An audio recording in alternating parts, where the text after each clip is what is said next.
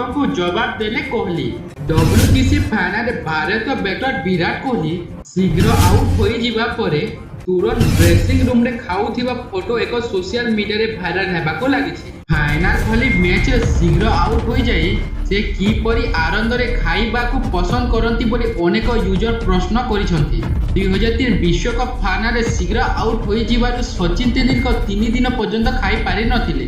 କିନ୍ତୁ କୋହଲି ଆଉଟ୍ ହୋଇ ଆସିବା ପରେ ପ୍ଲେଟ୍ ଧରି ଖାଇବା ଲାଗୁଥିବା ବୋଲି ୟୁଜରମାନେ ସମାଲୋଚନା ପୋଷ୍ଟ କରିଥିଲେ।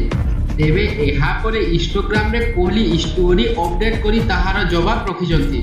ଲୋକମାନଙ୍କର ମନ୍ତବ୍ୟକୁ ଆଗକୁ ବଢ଼ି ଅନ୍ୟ ଜଣକୁ ନପସନ୍ଦ କରିବା ଦକ୍ଷତାକୁ ବୃଦ୍ଧି କରି ଆବଶ୍ୟକ କୋହଲି କହିଛନ୍ତି।